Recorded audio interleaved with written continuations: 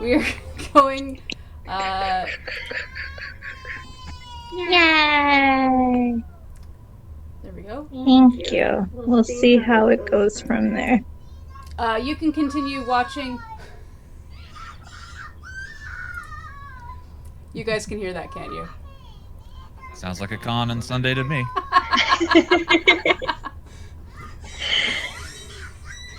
My daughter is. She's in the window yelling at me because she's outside. So I have to go rescue her if you guys want to take over the panel. Okay. We're chatting about things and suggestions that we watched in lockdown and all the fun stuff. Okay, Lily, I'm coming. Oh my goodness. Yep, definitely sounds like a convention on Sundays. Well, hello everyone. Welcome back. That was a cool little, watercoloring panel that we just saw here. And my name again is Dan the Video Ninja. I'm joined by Ariana. I've forgotten. Yes, thank you. Hello. It's like, do I introduce her? Does she introduce herself? I don't know how to panel. Sorry. And we're talking about stuff that we have been watching and enjoying throughout the lockdown. So everybody who's got lists of things that they've been using to keep themselves occupied throughout the long hibernation period that has been the last year or so, we're going to be geeking out about a little bit of that stuff. So lists and whatnot are going to be shared. If you've got suggestions and whatnot, just throw it into the chat or whatnot, and we'll see how this thing goes. So we'll start with a person whose name I've already forgotten because I'm just terrible with names, apparently. Ariana, that's it. I got it. I saved it last second. Daniel, Dan, do you have a preference? Dan. Cool. Yes. Gosh. So I just whirlwind 7-episoded WandaVision. And no spoilers. I haven't seen it yet. Sorry. Oh, it's so different. And yes. My friend had watched it and said, you need to see this, because I hadn't been able to watch a whole lot right through. So this was the most recent series that ongoing, so not complete, but ongoing series that I've had a chance to watch from beginning to where it last left off. And it's, according to the friend of mine who enjoys this show, it's very close to the source material. So the story itself is very true to the comics. But what's just, I don't want to spoil it for anyone because it's so brilliantly done. I'm not too sure how to access the stream here to see comments. Is there anyone who's seen it or who knows? Everybody has seen it except me. What I'm gathering from all of my social media is that everybody except me has watched it, because everybody keeps insisting that I watch it. You need to watch it. It's just, really neat. The whole decade's approach to what's going on. I was watching it and I'm like, is it Tahiti? And my husband's like, keep watching. So that's really fun, really different. Some of the people in the chat are saying some have watched it except the latest. Some people haven't watched it. Some people are only on episode 2. So general consensus from people who have and haven't seen it says that it's pretty good. It's neat. The number 7, it's called Breaking the Fourth Wall. And so once you get to that point, you'll sort of see how it's conducted. But are spoilers okay? Or yay, nay? No spoilers. Yeah, I think we keep it more fun if we can sort of skirt around the spoilers and just talk about stuff that's maybe not as spoiler heavy. Because I imagine there'll probably be conversations that happen elsewhere. Maybe people can jump into the Discord and whatnot and start up their own conversations if they want to get really spoiler. Because obviously there's going to be a lot of meat on the bone to chew on for those who want to dive into the spoiler stuff. Mm-hmm. Yeah, sounds good. Any others? So others that I would recommend, if you're looking for, so I've got a little one who's 2.5, and if you're looking for lighter fare, I've recently been watching Hilda. And it's kind of Gravity Falls-esque, but not quite. Oh, yeah? The art style is very unique. It's very whimsical and fun. Has moments, little scary moments, but not so bad that it would really, I think, frighten a child that's under the age of 6. So definitely a good family watch if you're looking for something fun and lighthearted. They're on season 2 now. And it's a quick watch. You can just kind of sit and listen to it in the background and be doing knitting or cleaning the house or whatnot, or cooking. Is it But animated? it is animated. And is Yep. it Disney? No, I can't remember the name of the director, but it's an independent. The artwork is kind of similar to the Bone comics, if you're familiar with Bone. Yep. It has sort of parallels to Bone. Gosh, I wish I could remember the name of the director, but the opening tune is pretty funky. It's just, very different independent studio. Whereabouts can people see it? This is a Netflix item. Netflix item. Okay. So if you go into Imagine Netflix, most of these are gonna and they do have it in the kids section of Netflix, but you can also, I just have it streaming under kind of like a Magical Girl feature, because it follows Hilda, and so it's like not like an anime. It's not animated that way, but definitely has that Magical Girl vibe to it, as it follows her life. And According to the chat, we're getting a little bit of echo. And Lindsay, I don't know if you've seen that or not. I haven't. People, somebody maybe is not using headphones and there's echo happening or whatever. Maybe we can check it out. I can put a headset in if it helps. It might help, yeah. For my part, I've been keeping actually a running tally of all the shows that I've been watching since last March. Just kind of a recent development. I thought it was be kind of interesting just to see how many shows that I could fit in for how long this happened. I started off as kind of like a gag back when we didn't expect this to be going on for months and months and months on end. So, I started off with fares like, okay, we'll also sort of ride this out a little bit and watch some old favorites. Like I went through all 7 seasons of Brooklyn Nine-Nine. I picked up a couple of other hilarious sitcom shows that I wanted to watch and whatnot. So that I thought would sort of carry us on, but it turns out needed a bit more. So I've been diving in and out of all kinds of other stuff and things with anime, things with live action, comedies, that sort of stuff. Recently, the most recent one that I just went through, I went back and finally went through the entirety of Community. Did all 6 seasons, no movie sadly, but all 6 seasons of that, because I'd never actually seen it all the way through, so that was kind of a trip. Did the echo fix itself? Good. Oh, good. Is it seem to be Oh no, okay? I'm Is it asking better if with the the echo headset? fixed itself. Oh, you're asking. Well, the chat Still will no be sound. Okay. deciding. I will. It might be me. I will get my headset. Okay. Lindsay will fix it. She is staff, so saith her shirt.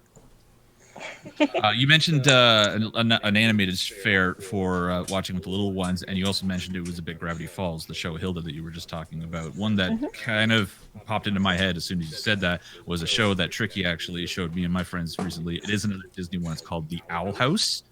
Very cute, very Gravity Falls-esque. It's about witches. It's got the same kind of art style sort of Gravity Falls. And I think Alice Hirsch even plays a character in it. So very much also recommend that. If you're jonesing for a bit more of a Gravity Falls fix, check out the Owl House as well. And a lot of the same voice actors as well. I'm not sure if that's on Disney Plus or not, because I'm not a Disney Plus user. I'm not even a Netflix user. I find other means to consume the content that I consume. But people will have to maybe the chat can jump in there at Oracle where we can find all this sort of stuff. Apparently the echo's good now, so whatever you did, Lindsay, fix it. It was me. Sorry. It was you. There you go. I was like, which is funny because I didn't change anything from the setup from yesterday. So Gremlins. my children were down here, so maybe. I'm not sure. Children gremlins. It is on Disney Plus. That's cool. Also, if you're still on Disney Plus and you're looking for other animated fare for the little ones, I believe DuckTales is still going. That is the newer version of DuckTales. Everybody loves that. Although I think it's winding down. It might be on its final season. I think it's on its final season, yeah. Yeah. Which is unfortunate. That's unfortunate, yes, because it's been phenomenal start to finish so far. Shira's another good one if you follow that fandom, and I remember the old Shira. Was a huge fan of it as a kid. We watched the old Shira this morning and the Saturday morning cartoon show. Did you? Ah, yay! I have She-Ra and the Princess of Power on my list here as something that I picked up during the hibernation season, and I have no nostalgia for the old school She-Ra series, not even the old He-Man series. I was more of a Thundercats kid. So I just sort of came into it very fresh, and I just mainlined the whole thing start to finish, and I could not believe how much I enjoyed that series. It was fantastic. I really, really liked it. It's so progressive, which It's is very what's progressive. It's got so fantastic great about it. characters. We I Scorpion is my favorite. and it's funny because I really like the old She-Ra series and I really like the new She-Ra series, but they are not the same series. Like what makes you like the old one is not the same as what makes you like the new one, which I think is really interesting. Because like when we were watching one this morning, I'm like, this is so like, I mean, I haven't watched the old one for a long time, and I was like, this is so different. Like it's not. It's like those animes where they have like the anime and then they have the anime where there's the movie version, and they're not really similar except for some of the names and kind of the broad concept if you were to describe it badly, and that's kind of how they are. Did Ponies sort of have that vibe as well? When the new one came, it was very different from like just the names came over, and that was It was more, or more less it. similar to the first My Little Pony movie that came out before the actual TV series, because the original My Little Pony movie is actually quite dark. There's this big scary character, and I cannot remember the name of him, but he has like big horns. He's kind of devilish looking, and he like kidnaps the ponies and turns them into dragons to make them pull his like chariot. That sounds awesome. Why did I never watch that show? Well, no, it's not the show, it's the movie. The show is the what got sort of like. So, the creator of My Little Ponies, whose name is slipping off the top of my head right now, Lauren Faust. She's the creator of the G4 ponies. So she went back and watched it, and she's like, that is what I remember of it being awesome. But yeah, the first original movie is not really super young kids, but I definitely remember watching it as a super young kid. But that's where she took the G4 style and went from there. That it was more adventure type stories. All right. So a lot of cartoon fare we're starting off with, but I can't imagine it's been all animated stuff that we've been watching for like the last year or so. Maybe it has been though, because that could be like, I know I've watched a lot of animated stuff. I was talking to Lindsay actually earlier. We were discussing in the chat about another HBO Max series that we've been watching. I've been watching over the last couple of seasons called Infinity Train, which is actually not aimed at kids. It's actually an animated show more aimed at teens and young adults. And it's one of the best teen young adult oriented animated series I've ever seen. It has, I think it's been renewed for a 4th season. It's a relatively short series, but definitely look it up if you're looking for something that isn't kid specific, but also, doesn't go all the other way into like, Harley Quinn territory where it's animated, but definitely for like adults. That is a good, I'm enjoying that one. We watched. Oh yeah, for sure. No, I've got nothing wrong. There's nothing wrong with Harley Quinn. Just know your audience. Yes. Know where you're aiming for with each of these shows, because Is animation that on Amazon doesn't. Prime? Infinity Train or Harley Quinn. Harley Quinn. Harley Quinn. I'm not sure exactly. I know the new series, the new season that's been renewed has been renewed on HBO Max. I don't know if the first 3 Anyone in the series chat were know on where you HBO can Max watch or not. Harley Quinn not sketchy? Where do you actually get it? I think it's Harley Quinn is on DC that they have their own streaming service, right? DC has their own streaming service. That's probably where it's on. Well, Harley Quinn is on HBO Max. Infinity Train, the new season that's been renewed, is going to be coming on HBO Max. I don't know where the first 3 seasons of that is. I was going to say what? I was like, well, I watched The Mandalorian. Yes. We ended up with a Disney Plus subscription just to watch Mandalorian. Oh, someone As thinks most it's on people Prime. did. Yeah. I mean, Disney Plus is very smart. They're like, okay, we have this series that everyone is going to want to see, and we're going to release it episodically. So you actually have to buy more than just 1 month subscription to watch the entirety of the series. So yeah, we've really enjoyed that. My husband is a really big Star Wars geek, although he will say that he's more Star Trek, but he's definitely just the same as. We're definitely gonna nail him with that when he shows up later. Oh, for sure. But I really enjoyed it because although I didn't really like the Star Wars movies, I loved the canon in the cartoon shows like Clone Wars and Rebels. So when they did The Mandalorian, it felt more like those versus the theatrical release movies. So I really enjoyed that. That tends to be the general consensus when people talk about all the modern Star Wars stuff. And I have a feeling that moving forward into the next several years or so, when the films do pick up again or whatever, they're going to be laser focused on what people really enjoyed. And I have a feeling that's going to be mostly Mandalorian stuff. So wouldn't be surprised if a lot of that stuff sort of comes back if the movies come forward. But that will be yet to be seen.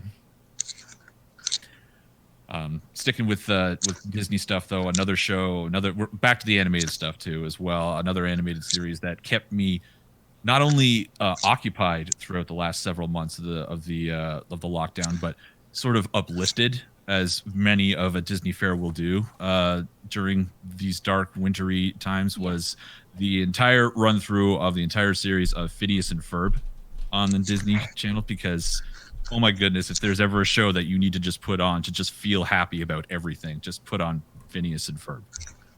Oh, for sure. I could sit and watch episode after episode, and there's so much of it for forever, and just laugh and be happy, which is something that I think we all really need these days.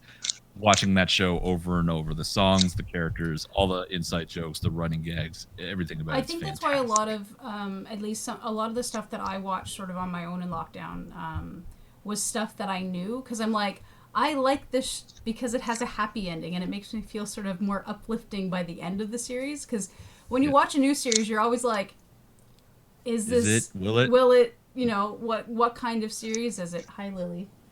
I had that sort of mentality recently when I went through and I started watching Community recently, because I'd never seen it all the way to the very end, and I knew that it kind of shook a little bit near the ending of it, so I was a bit trepidous about going into it. But yeah, we want to go back to the comfort stuff. Like, I have things on my list here that I'd seen years upon years ago that I just watched because, again, it's the Hibernation series, and you want to just be happy about it. You know, stuff like Firefly, stuff like The Last Airbender. I went through and watched all that stuff during Hibernation period because, you know, those are good stories and you want to feel happy.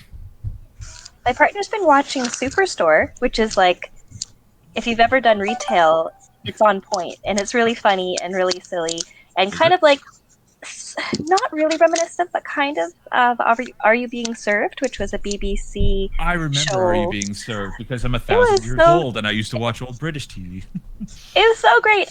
My family's got British ancestry, so I grew up on the British sitcoms as well. Oh, yeah? And so as I was watching it, I'm like, oh, this is a little bit, but not quite like that. But just like the revisiting of like life in a store. When my husband was telling me, oh, it's about working at this store called Cloud9. Mm-hmm. It's basically like what it'd be like to work in Walmart and have, you know, sort of a video cast throughout the day. And so as I'm watching, like, this is really fun, like really, yeah, just light. Yep. Gold, like British stuff is also, like, when I was younger, I used to watch a lot of British comedy because when I was a kid, I got into stuff like Fawlty Towers and Monty Python and whatnot. Now, as an adult, I'm watching a lot more British stuff that is not so much on the comedy spectrum. Like, one of the other things on my list here is I did all 4 series of Sherlock. And I also did kind of a fun thing around the Halloween season where I watched the BBC series Inside Number 9, which if you've ever heard, you know, Black Mirror. It's kind of like a British sort of spin on that, because it's sort of this anthology show about twists and plot turns, and not nearly as dark as Black Mirror is, and not so techno focused. But it's this cool series of shows, and I remember watching that like one episode a day for the entire month of October, because it does sort of spin in the direction of kind of dark humor and dark horror sometimes here and there, so it's kind of fit. That was a good way to sort of spend October last year, which a lot of us were kind of finding ways and scrambling to sort of fill the void that being in lockdown in October would leave for a lot of us, since we're all Halloween fans and whatnot. So that is kind of the British side of things that I've been sort of revisiting as months of hibernation continue. My Halloween go-to was Dragon Prince. Oh, Dragon Prince. Yes. Yeah. And then it ended, and I'm like, but wait. They've been renewed for 3 more seasons. Oh, there you go. So they're going to renew it, because there was some up in the air about whether or not they were going to renew, and I was like, no, because they kind of ended it that you could like be satisfied with some of it, but not nearly as much as all of it. The Halloween idea I had before I just stumbled onto that British series was to go back and revisit Gargoyles again, because that kind of fit in with like the Halloween idea of, it's the darker side of the Disney animated fare. And I just ended up watching it anyway because it's so good and it's got so much mythology. And it was surprising how much I picked up on, because I hadn't seen it since I was like maybe in college or high school or whatever.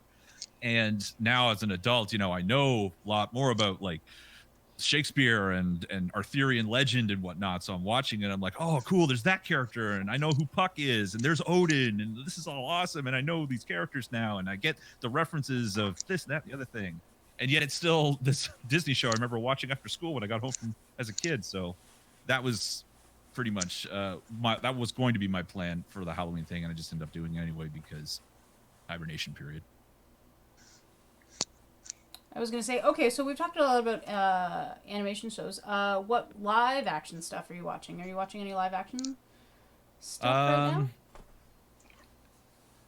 I'd really like to see Queen's Gambit. I don't know if either of you have had a chance to see it. I've heard very good things about it. I've heard nothing but good things about it. I was like, I've heard intrigue, well-written characters. I've heard lots of good things about it. Will I probably watch it? No, because I don't think it's my cup of tea. Oh, okay. Live action stuff, like I enjoy like the spooky stuff and the horror stuff and whatever. So those Haunting series, like Haunting of Blythe Manor and Haunting of Hill House. I remember watching Haunting of Hill House back in the day, and I thought it was okay, but I really enjoyed Blythe Manor as well. So I'm all about the spooky stuff, and I like that as well. And it's definitely not for everybody, but it was definitely my cup of tea, for lack of a better term. Have you seen The Chilling Adventures of Sabrina? No, I haven't. Or something to that line? Is that the new Sabrina one on Netflix? Teenage Witch, but yeah. Oh, no. I don't watch horror movies because I have way too overactive imagination and I'm outside late at night a lot by myself. So I don't need help with spooky things. I get into discussions a lot about shows and whatnot, and movies especially, where I talk about like horror stuff that I'm way into, and I always have to rein myself in depending on the circles I'm in, because most people are kind of like, that's not my thing, and I don't try not to push on, even because I get really into it. But I'm not scared by talking about it. It's the watching it. Like, I don't even like. I think there was a season of Doctor Who where they did like a lot of suspense jump scares, and I'm like, I don't like this. I don't like things jumping out at me. Okay. So we're not going to see any Lindsay Let's Playing Five Nights at Freddy videos. I mean, probably that would be very funny to watch because I would be very reactive. I think those are the best ones to watch, is when someone is actually legitimately scared about something. Reading the chat here, we've got suggestions. Somebody's seconding Doom Patrol, which I actually saw the first season of. Didn't mind it so much. Thought it kind of ended kind of weak, but Doom Patrol, I always get that one sort of confused. I think because I watched it at the same time, that one and Umbrella Academy. I always get those two kind of mixed up for some reason, probably because the characters are... It's a similar concept. It's a similar concept, yeah.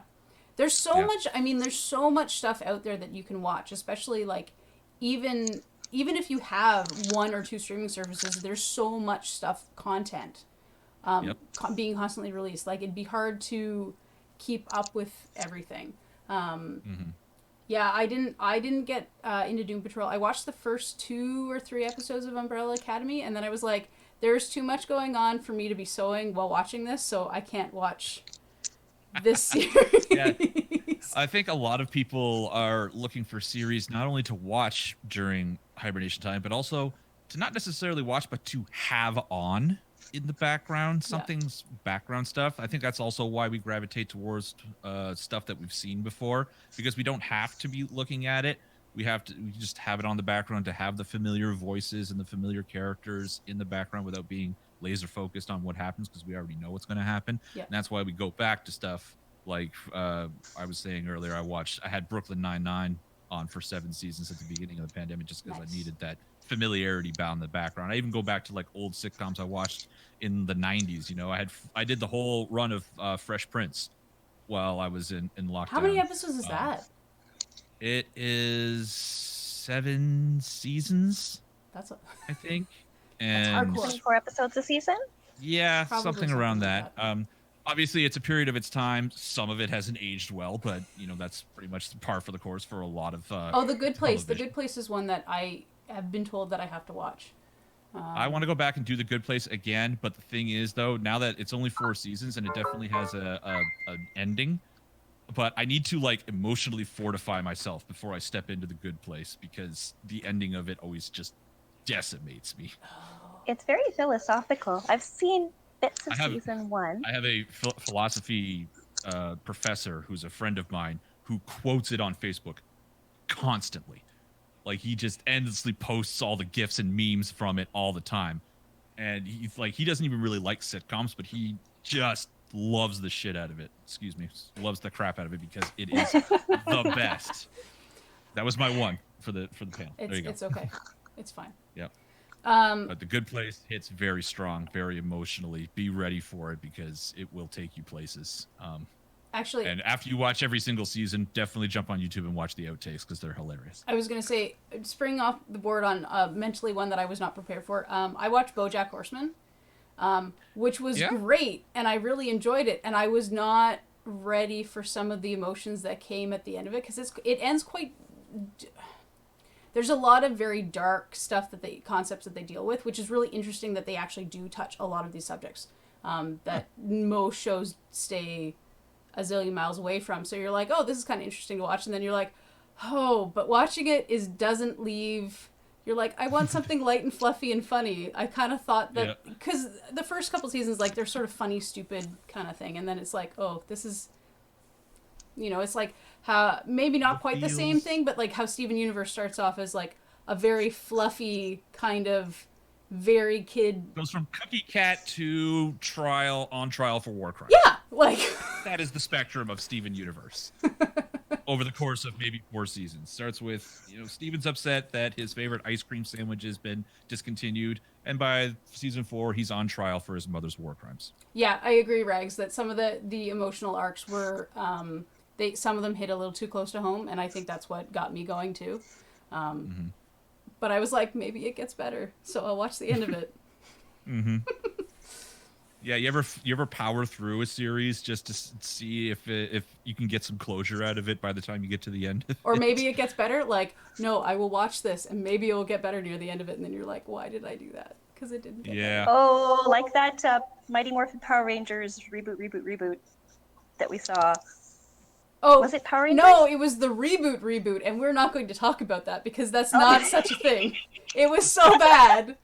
It was so bad. You know when you have, like, bad movie nights with a bunch of friends, and not enough alcohol in the world could make the show entertaining because you were just like, this is so cringy. I mean, when a show is released... Sorry, I really like Reboot.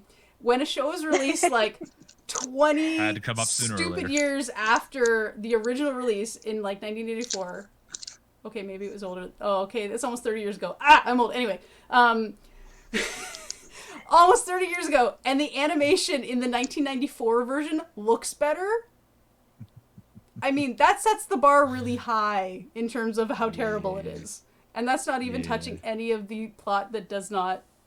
Which is really sad because they got the original voice cast to come back to voice the characters. And you're like, oh, well, maybe it will be better. And then you're like, no, I don't think the person who made it even watched Reboot.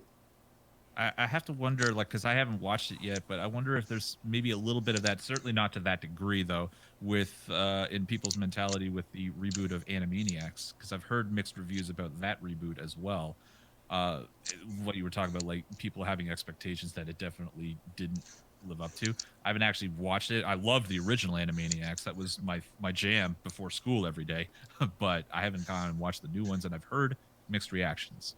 I was going to say, I have seen 2 or 3 episodes of Animaniacs, and it's enjoyable because, I mean, they were writing it like 2 years prior to when it was aired. So some of the jokes are a little bit, and some of the jokes are maybe more funny than they probably intended them to be. The problem is that the reason why the original Animaniacs worked so well is because it was a skitcom. They had very short clips of a bunch of the different characters. Like they had the Warner Brothers, and then they had like Chicken and Boo and Good Feathers. Good Idea, Bad Idea, and they don't have any of Brain. Yeah, they don't have any of those except the Warner Brothers and Pinky and the Brain. Those are the only 2 segments they have. And I think that maybe was a bit of an oversight for the creators of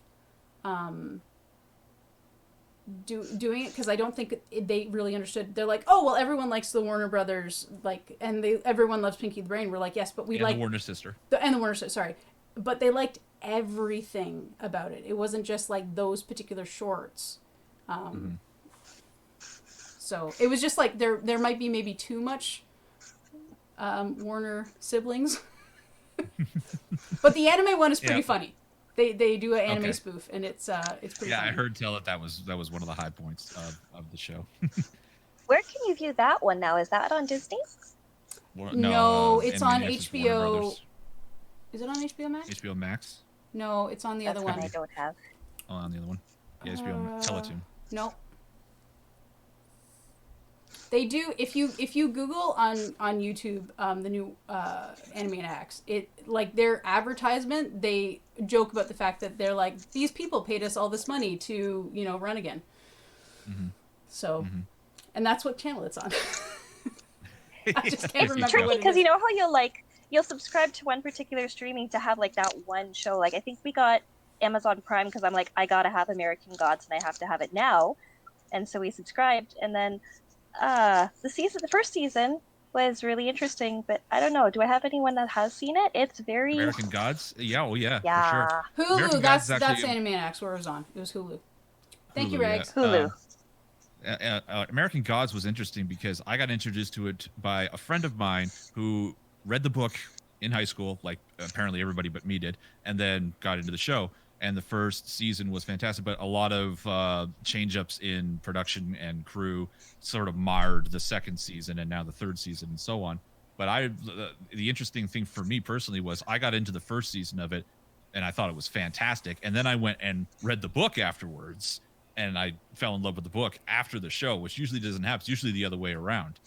And then the second and third season came out, and it was kind of lukewarm, and I felt the same way. It was kind of lukewarm, especially after having read the book and the stellar first season. Manspan says the third season seems to be a bit better than the second season.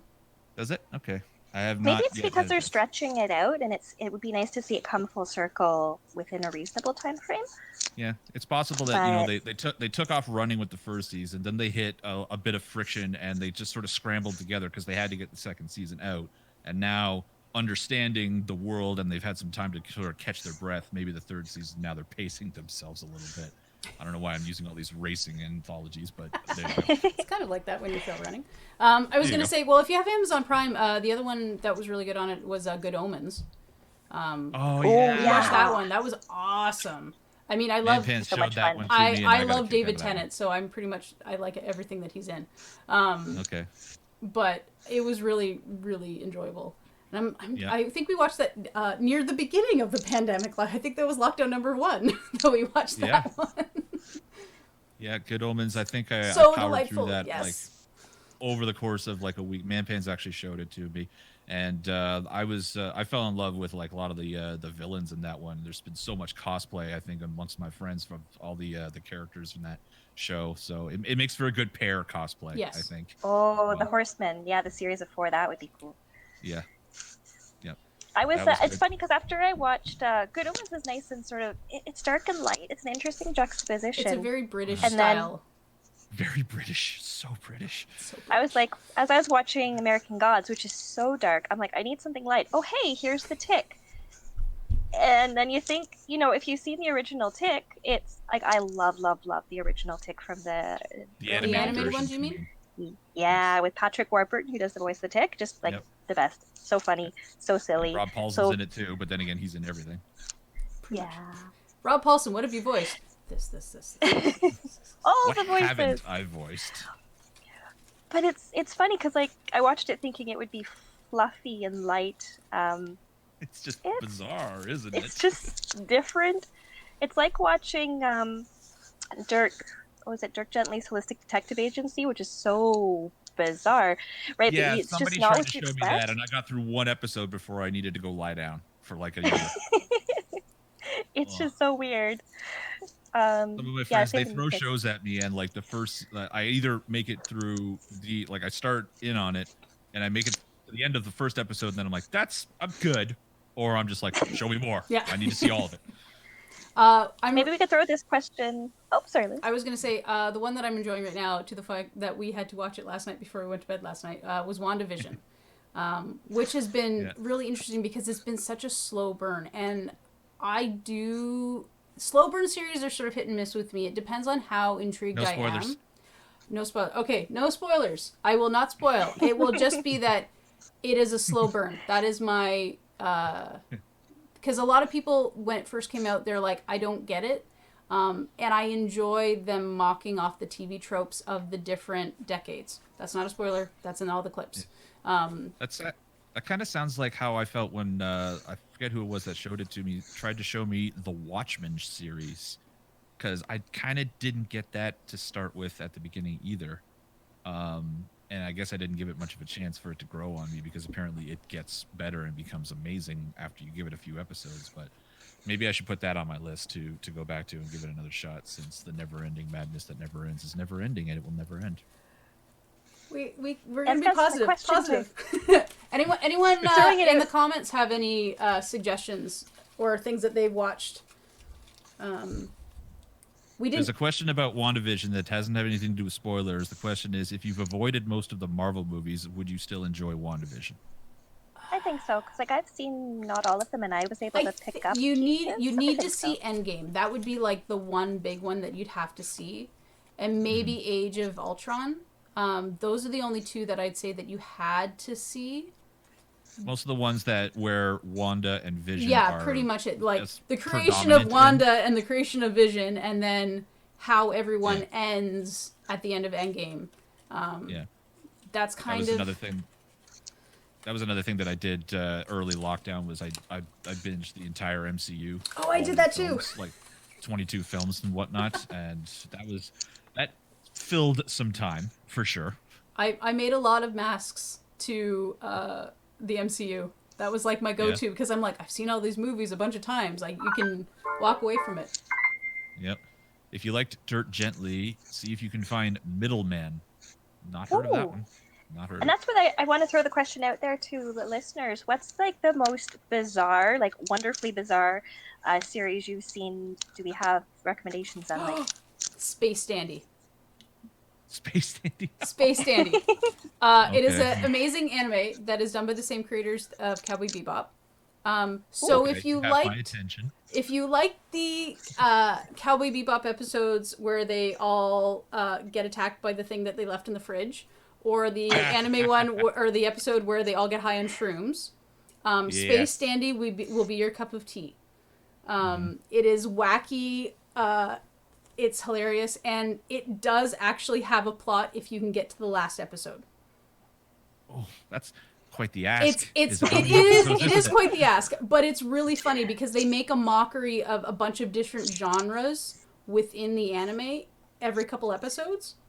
Okay. And I don't want to give away too much, because if I say too much, it sort of ends up into the spoiler of how it ends. But like watching it, we were watching it as it was being released. Which is a couple years ago, and I was like, this is so ridiculously stupid. I love it. And then I watched the end one, and I was like, how on earth did they tie that all together so that it makes sense? That shouldn't make sense. But yes, Space Dandy is one that people should watch if they like Cowboy Bebop. Silly episodes of Cowboy Bebop. Yeah, not really older a nerdy one show, recommendation too. Pushing Daisies is another that wraps up that last epi, which it's like, whoa, whirlwind, I'm going to fix all the loose ends. But have either of you seen that one? Nope, I've heard of it. I've heard it's good. I haven't heard of For Life. For Life? Lindsay will recommend that at the drop of a hat. I will not always recommend Space Dandy at the drop of a hat. I just enjoy No. Very much a lot of us will recommend to watch shows to our friends that got canceled prematurely because we just want more of it, damn it. I like Pushing Daisies because after you watched it, you always felt like you wanted to talk like fancy. Had fancy speech at the end of third person and highly descriptive. Oddball show that I saw that I went back and watched from a long time ago that actually aired on USA Today was Burn Notice. It's not so much oddball, but it's one that apparently I'm the only person on the planet that knows of it, but it's a spy show. If you're into like hardcore spy stuff, but maybe James Bond doesn't really do it for you, I would recommend it. It's got Bruce Campbell in it. I went back and watched it at the beginning part of the lockdown because it's 7 seasons. It wraps up nicely, and it's got really good spy stuff in it, like contemporary spy stuff in it. So that would be the one that I would throw out there as well. If anyone likes pirates, there's a phenomenal show called Black Sails. Who doesn't like pirates? I don't know anyone that doesn't like pirates, but some people don't like pirates. Even though ninjas are better. Why do you have to choose both? Always both. Ninja pirate. Now you're just talking nonsense. Black Sails. It takes place as the prequel to the Treasure Island book, which is kind of a neat concept because that book is so old that when you're watching it, you're like, wait, I kind of like, because I was just dragged into it because Dave was watching it, and I didn't get the prequel of what the story was, and I was like, why does that name sound familiar? Name John Silver. I don't know why that name is familiar, and then it took me a while to figure out who it was. But is it another Disney fair? It is not Oh no, it is. It is not Disney fair. I believe it's like Spartacus level. It's a stars. It's a stars one. Okay. So there's lots of blood. There's lots of sex. There's lots of intrigue. It's fun. It's like if Pirates of the Caribbean had a little bit more plot going and no concern about rating. Okay. Fair enough. But it's just fun because the characters they do that going back and forth, or like, oh, is that a good character or is that a bad character? Is that a good character? Is that a bad character? So it always keeps you intrigued, and the graphics are pretty good in it too. You reminded me of, I just recently went through and did all of the Venture Brothers, actually, which also not for kids, and also characters that go back and forth between good guys and bad guys, but mostly are just all losers in their own way. But I wanted to go through that one because it's the show, sadly, also is one of those ones that got ended prematurely or before the fans, I think, wanted it to. Not that it was coming out frequently over the last decade or so, but going through that one from start to finish was kind of a trip too, because that's one of those shows that had like a lot of hiatuses or like semi-hiatuses. So you can see it's weird taking those kind of shows and binging them start to finish, because you can see the evolution from series to series of not only the technology but the character development and so on. So that's been kind of an interesting experiment for certain shows to watch during this period of hibernation, to be able to take the whole thing and digest it all at once. Community was another example of that sort of thing happening for me as well, since I did that start to finish recently as well. Cisterna said Black Sails is too gay for Disney, and I agree with that. They're getting better. Very slowly, but they're getting better. They'll get 2 or 3 more sequels to Frozen out, and then maybe by then they'll catch up with the rest of us. They have those like Forky Says shorts that are. There you go. I enjoy the Forky Says. I'm trying to think what else. I'm trying to think of like. I hate to keep going back to animation, but actually just last night while I was calming down, I was flipping through my Netflix, and I run through of all of Love, Death, and Robots again. Oh, the second season is out, isn't it? I don't know if it's out yet, but it's coming. And I can't wait because I hadn't seen the first season for a long time. I went back and watched it very recently, like last night, and good God, some of those have it's an anthology show, so every single episode's different with different animation styles, but some of the animation in it is like better than anything I've ever seen outside of Disney or Japan. Yeah, no, it's like heavy metal almost. Heavy metal. Yeah, it reminds me a lot. It reminded me a lot of the Animatrix, actually. The Animatrix is another one because it's a really good animated anthology. It's a bit more focused than I think than the original heavy metal movie was, because that was kind of all over the place. But yeah, what is it? Love, Sex, and Robots is the name of it? Love, Death, and Robots. Love, Death, and Robots. Yeah, no, that one's a really good one.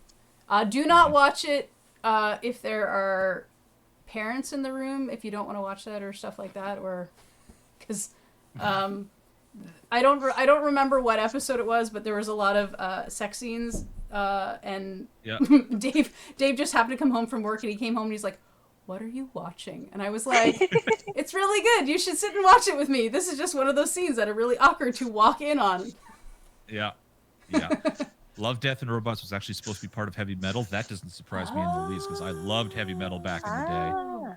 So that's probably why I love the series so much. It's really good, and it's really good animation too. Like different kinds of animation. Like it's an anthology series. Each episode is maybe like 10, 15 minutes long, and each episode is a different story, but it's all the different animation styles. Some of it's 3D, some of it's 2D, some of it's cell shaded. I think there's one live action episode that has some like 3D animation integrated into it, but for the most part, it's great examples of animation that again isn't Disney or Japanese. I think it's rotoscope. So if I'm thinking some of it's one, rotoscope. yeah, it was like.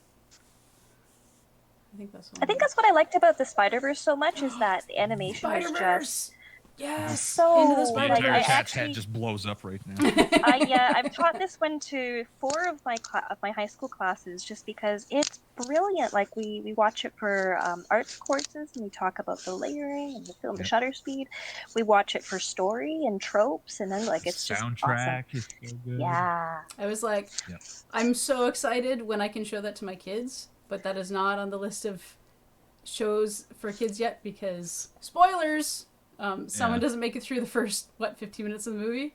Yeah, that's a weekend of traumatized children. That you don't Because want it's to older audience. No, well, it was funny. So my kids were going to like earlier center when that movie came out, and me and Dave went to go see it in the theaters, and I was loving it. I was like, "This is an amazing show," and they're like, "Oh, I'm gonna take my 8-year-old kid." I was like, "No."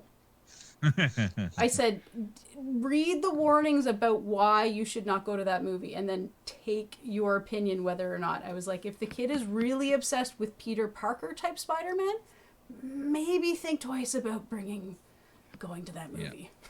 Just a bit. Yeah, watch the movie first before you show it to your kids. Pre-screen, or here's a handy one. Common Sense Media is super duper duper.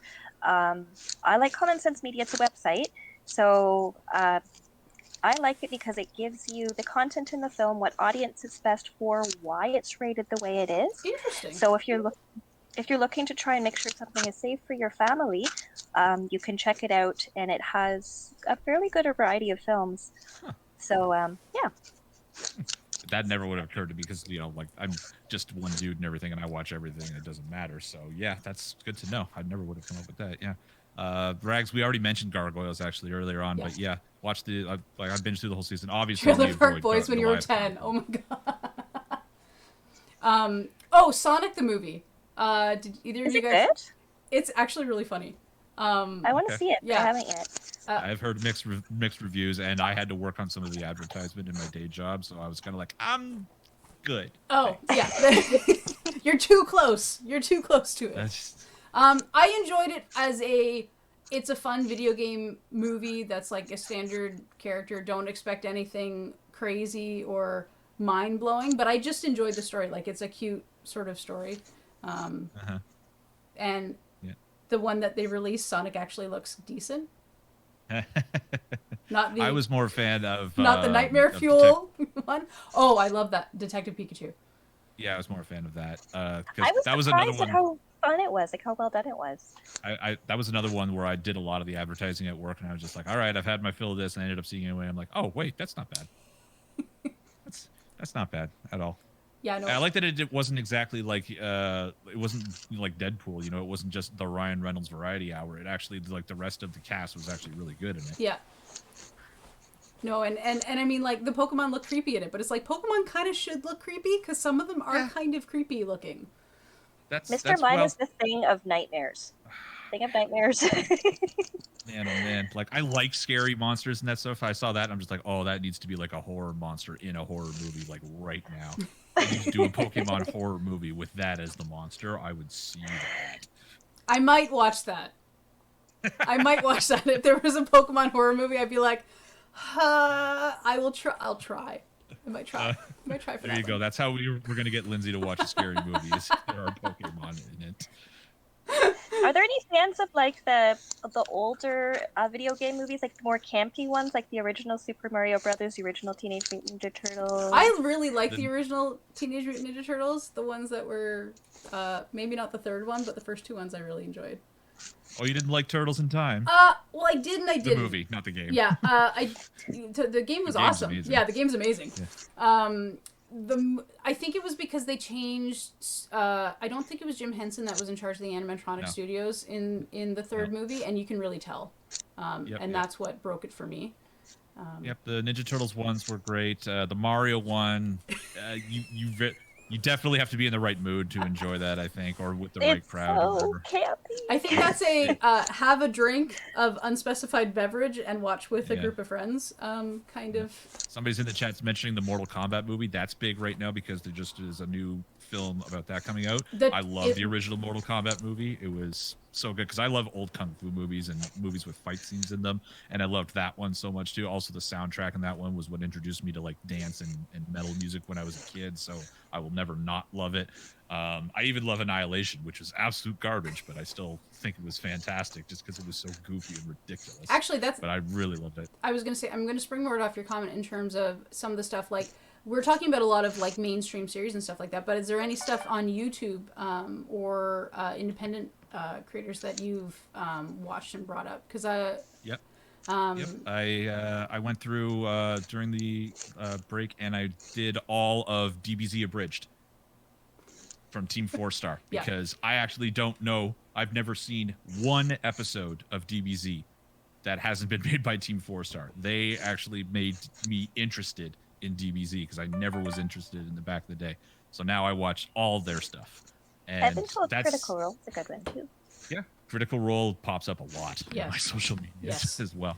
I really enjoyed the Mystery Skulls, which was yep. And then they have Hell of a Boss and Hotel Has Been was the other ones that I've come across. No, the reason I was asking the comment reminded me is they have what's it called? One of the channels that I cannot remember what the name is, but it's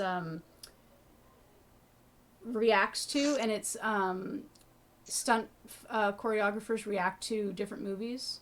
Okay. And so they have the stunt guy that did like Black Panther, and he talks about all of his stunts in Black Panther, and they talk about old kung fu movies and stuff like that. It's really quite interesting to watch from having people in the industry talk about the different ones that they did and how they did it.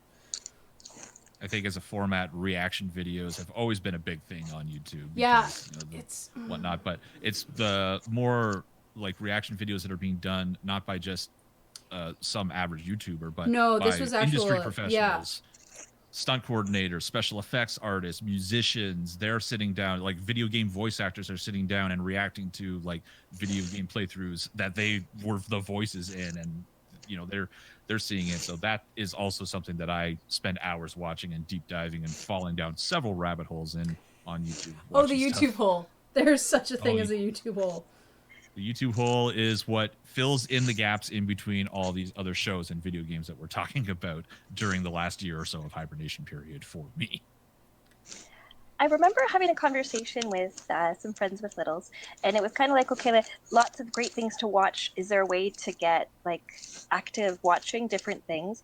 So recommendation for kids, there's Cosmic Kids Yoga, which is a YouTube. I believe Jamie has her own YouTube channel, but they're very well done. And there's like a Pokemon episode. There's a Frozen episode. It gets your kids up and moving. She tells a story. It's green screened really, really well. So like there's all sorts of fun little visual effects. And yeah, just super engaging. They vary in length for like if you just want something 25 minutes to keep your kids busy and moving, or if you're looking for something that's like a bit longer. She has like a 45-minute ones for maybe older kids. But yeah, really funky. And then, I lost track of thought there of the other one. It'll come back to me. That happens. It'll come back to the least expected. And it's free, which is nice. Like you can watch. There's no subscription fee, so. It's a rarity these days. Yeah. Lindsay, you kind of took up all of Dave's time during this hour. Well, he never came downstairs. He was supposed to come downstairs. More time for you to talk about your stuff. I was gonna say, I was like, he posted it. Hold on, I can read out the list that he posted because he knew that I've that's got probably. It here too. Yeah, he was talking about Kingdom and Lost in Space.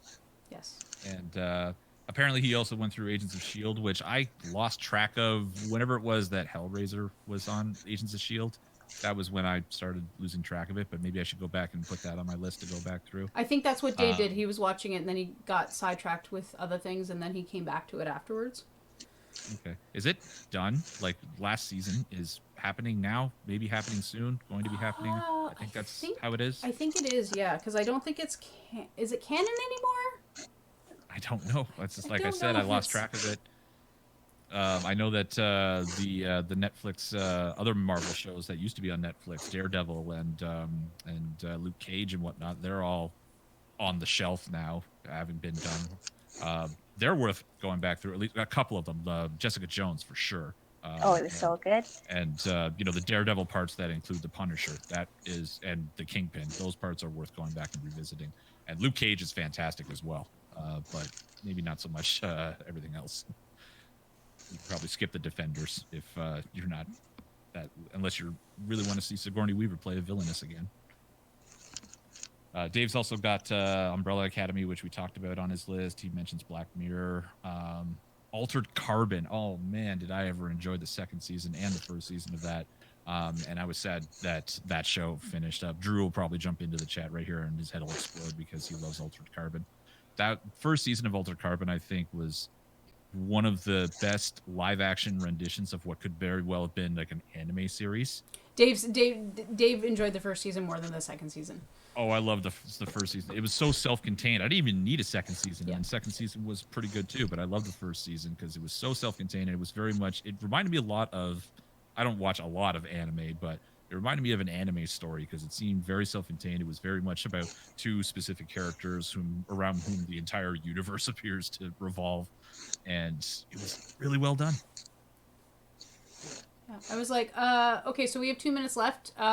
Any more? I know. Where did the time go? It's been so fun chatting with everyone about different series. Yep. Any more to suggest before we wrap up? Rags is suggesting if you like the awkward comedy of Arrested Development, you should check out Schitt's Creek. I've heard Schitt's Creek is really good. It's not one that I've My had a dad chance keeps texting me messages about that show. Like, I think he assumes that everything he watches, I also watch, which is very much not the case. So, like, did you see that one part about this, that? I'm like, no, I didn't, but I will check it out at some point, Dad. My brother keeps recommending My Hero Academia as well as Trish, and they're like, you should watch it. And I was like, I don't have the time to watch. That's a big series. There's a lot of episodes now. And you just saying it, I'm pretty sure I can hear Amanda screaming from across the street right now just by you saying the name of it. I know. An older one on Netflix called The OA. I believe it was a one season, but brilliant. And very fitting for like lockdown because you just have to watch it. But OA, sort of thriller suspense series. Mm-hmm. Very easy to just sit and like watch the whole enchilada. I think it was like 12 episodes. Okay. Yeah. Good stuff. Looks like everybody has a list of things to go and check out. Sorry, I'm going to cut you off for a second. And we can always continue this conversation in the Discord, and I will. That's exactly what I was about to say. Oh, there you go. Okay, you talk, and I'll put the link in the Discord. We'll work together as a team. Yeah, there we go. We'll jump into the Discord because there's still a lot of kanji left to go this weekend. There's a TV and movies discussion channel there if you guys want to jump in there and keep the conversation going, much like the video game discussion, the cosplay stuff that's been going on all the weekend. Find us there. Post all this stuff. I'll put Dave's list and my list of all the shows that we've watched in there. Ariana, you can put your list in there as well. Lindsay can put her list in there, and everybody can put their lists in.